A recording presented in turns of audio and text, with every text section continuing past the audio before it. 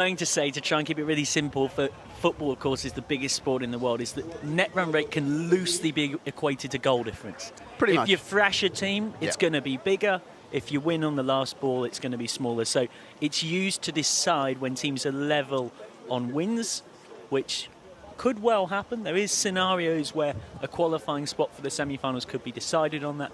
So chasing a modest target like this of 61 to win, you want to, if you can, get that run chase done as soon as possible. On the other side of the equation, we can see the True Boys nicely kitted out from our kit partner, New Balance, in blue and yellow. All the outfits look fantastic. They do. They absolutely do. What about the snappy shoes? Where do I get a pair of those? They obviously missed out. Well, yeah. I mean, the stash on offer is absolutely unbelievable. Look But at sadly not for us. But also on a slightly more serious point, as yaseen Afridi warms up in front of us with number 5 on his back to start from the Las Lomas end, the far end of the ground from us. These boys are fighting for their lives now. This is their last chance saloon. They lose this game and they're probably gone. That's what they're up against. A Svanholm opening pair heading out. They need just over a run of ball, and they will be very confident of starting with a win. Yeah, a run of ball in this type of contest isn't a really tough assignment. The number 7, Abdul Hasmi, as the Svanholm opening pair make their way to the wicket. I haven't even looked up, but that looks like a Henriksen. I've only just seen them start, but it looks like a Henriksen. It certainly is. It is Jonas Henriksen. Good work, good sir. There you go. They're both particularly recognisable for their height. Oh, we've just had something fall off the edge of our scaffolding. Thankfully, nothing too valuable. We're up here on the second floor of scaffolding. It does get quite windy in the afternoon. That's something we'll talk about. It certainly is, but it affects the bowlers and what ends you might want to pick, which I'm sure we'll be talking about. Coming back to the kit, I've already been inundated with friends of mine saying these shirts look awesome from the preview videos we did that are all over social media. Well, I can see they're selling them out the back. That's so exactly what Tell your mates to tell you, give them an order, and you don't be stingy and buy them one. No. We've already been doing it. First ball of the innings, and Henriksen drives it out to cover. So they're the ones that have been stingy because they've said to me, "Oh, can you get me this one?" And I've said, "Well, we haven't been given any." They're sold in the shop. Mate. Put your hand in your pocket. They're sold in the shop. And then I've been doing the old. I trust them. I trust them. So I've gone and got them the stash they want, and then hopefully waiting on the transfers to make it free. One mate loves them so much he's bought 2 of them. He couldn't decide between them, and one of them was the Spanholm jersey. As Henriksen is beaten. Whoa! Back to the action. That was a fine delivery from yaseen Afridi, and for once in the day, Henriksen. You can't say makes an error, but he's been... Well, it's a good piece of bowling. If you look here, wide of the crease, just straightens a little bit. We actually had noticed we're using the Kookaburra regulation cricket ball, which does have a little bit of a higher seam than the turf ball. Now, that makes it being able to swing early doors. Henriksen facing up to yaseen, outside edge and gone. He beat him the previous delivery, now he gets him caught at slip. It might be T10, but that was a delivery straight out of a test match and a slip catch straight out of a test match. Well, lovely stuff, and Jonas Henriksen gone. Well, we actually just spoke about it. Have a look at the seam. Bolt upright, a little bit of nippage off the wicket, and he gets the edge, and that's a fantastic breakthrough. Pouched by Niaz Hamza. 1 for none. Could we see something unbelievable happen here? Well, it would be quite a story. Probably the second favourites for the tournament, but they've had an early blow. Jonas Henriksen gone, and I'm sure there'll just be a few nerves in that tent for the Svanholm boys. I can't see the number on the shirt, but he looks like a Henriksen too. Am I guessing right? Recognition Ryan Campbell style. Is it a Henriksen? It actually certainly is. You can tell them because they're both sort of a little bit taller than everyone else. They're big, strong lads. It is Mads Henriksen, a 22-year-old. And I mentioned earlier what a brilliant bowler he was before he delivered that spell and his fantastic economy rate. And I promised you that his batting stats were as good. 362 runs at an average of 30 in the Danish T20 comp last year. Nice. With a strike rate of 150. Oy. Henriksen to face. chance. And a direct hit. That's mighty close. I think we're going upstairs. Come on, umpies, let's go upstairs. It could be an absolute nightmare for Zishan Shah, the Svanholm captain. He might be run out without facing. Goodness gracious me. The umpy is confident. He said not out. Not coming up. Doesn't want to have the thrill of coming up. It's a bold move. It's a bold move, but it's part of the theatre of cricket is the third umpire. Let's see if he was right. Oh, he's a genius. Yeah, he certainly was right. Have a look at that. Yep. Always looks easy from the commentary boxes. Old school. And that's a big LBW appeal.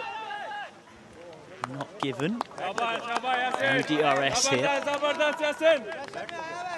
I'm going to say that's closer than what you think. I know he's got his back to us. If we look on the front on, I know he goes from wide of the crease, so there's a bit of an angle. I'm going to say that's closer than what you think. The umpire will say he's hit that, but it hits his pad first. I'm going to say that's out. I think it might have been going down leg on the angle. That's the other reason I could think for it not being given. Wide on the crease again and slapped back down the ground for 4. Zishan Shah nearly run out without facing, but he's now settled the nerves by baseball style cracking that back past the bowler. A shot I first saw with Kevin Peterson against Brett Lee, the 2005 Ashes at the Oval. Got fond memories, Ryan? You English. As soon as you have something, it's back to the 2005 Ashes. It's the first time you won in 50 years or something. Shah again goes down the ground and it's 4 more. How did the next Ashes trip go? 5-0.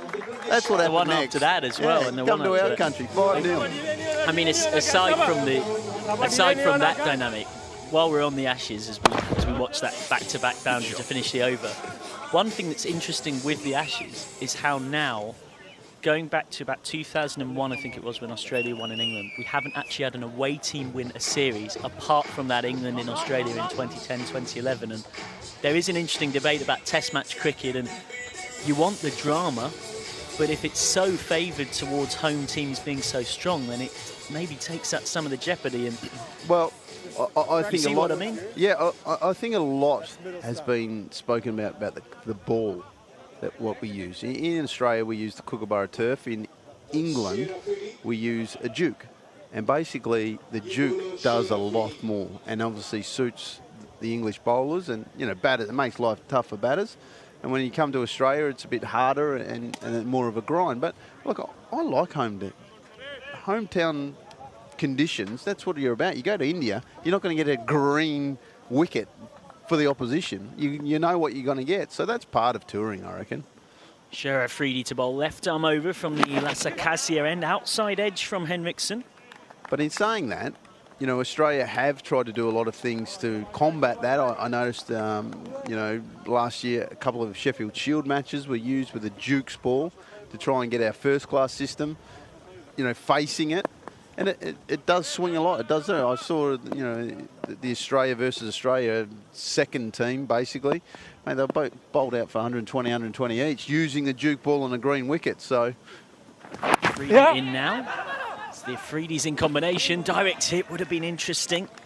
Mads Henriksen gets home. It was, of course, the same day, ironically, where England got bowled out by Ireland for 80 at Lords and then bowled Ireland out.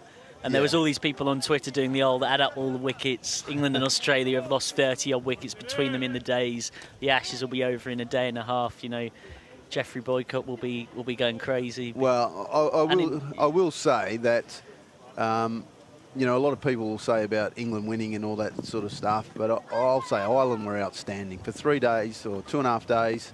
Shah Afridi. Swing and a miss. They took it to a very good cricket team, if not, the best in the world. And on that last day, when they got bowled out for what they did, I'm going to say that I'm not sure any top order players around the world would have stood up to that sort of bowling. That was highest order swing bowling from Wokes and Broad. And you know what? Ireland, they were found wanting, but let me tell you, that's knocking over most teams. Mads facing up to Shah Afridi, inside out through the covers. Didn't quite get hold of it, but he'll get one. And my last thing on, and we won't talk about it again, Australia won't win the Ashes on English soil. They'll lose 2-1. 2-1. think that's fair enough. And you look at through history, actually, that's been one of the most common score lines. Yeah, I think our bowling is good enough to win it.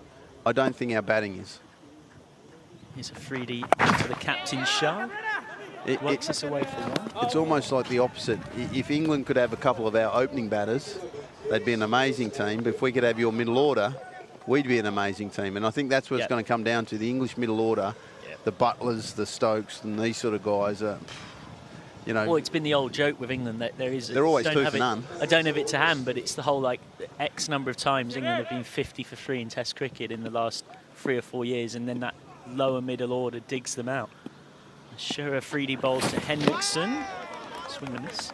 And on that note, what was so fascinating about, say, the England-India Test series last summer is the best player for England in the whole series was a guy who didn't play a Test in Sam Curran. And not even so much for what he did with the ball, but the way he'd keep coming out at number 8 and being a pain in Virat Kohli's backside with his counter-attack. Yeah, well, it's an interesting one. When you're picking a team, though, are you picking a guy to bat 8?